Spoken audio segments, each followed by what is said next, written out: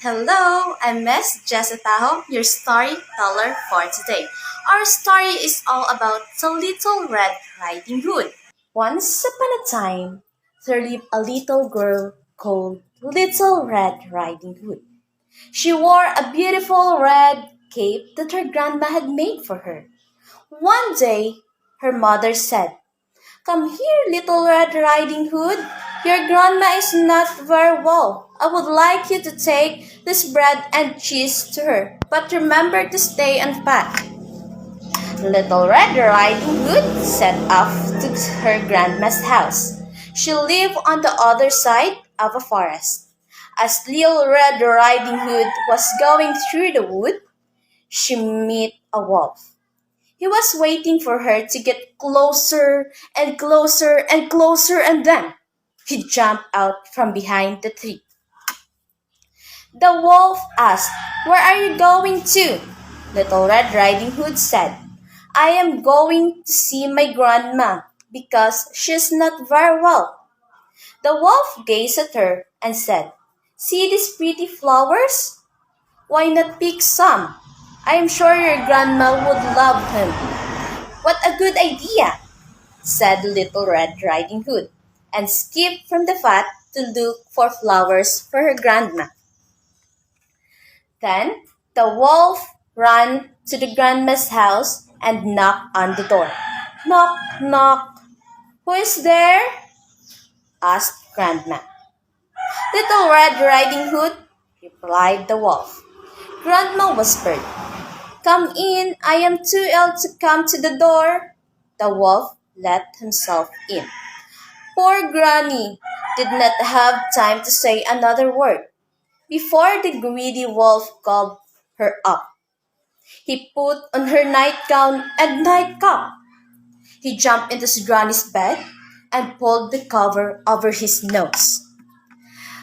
Unaware of what happened, Little Red Riding Hood came joyfully to her granny's house and knocked on the door. "Knock, knock." Behind the door, a hoarse voice answered, "It is you, Little Red Riding Hood. Come in, come in."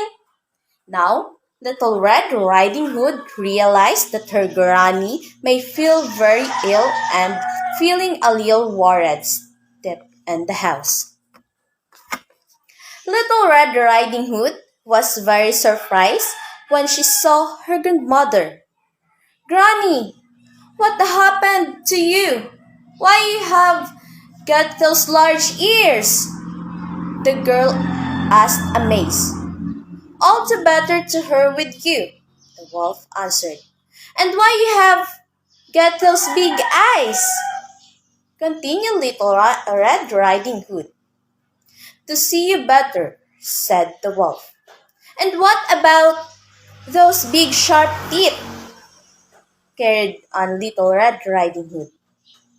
"All the better to eat you," bellowed the wolf, and with a jump and gulp gobbled Little Red Riding Hood up. "Yummy," he said, patting his large tummy.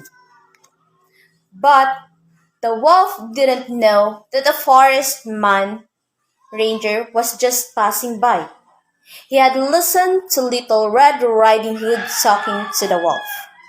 At first, he himself thought that Granny had quit a coarse voice, but soon he realized that something odd was happening, and he rushed into the house exactly when the wolf was patting his tummy.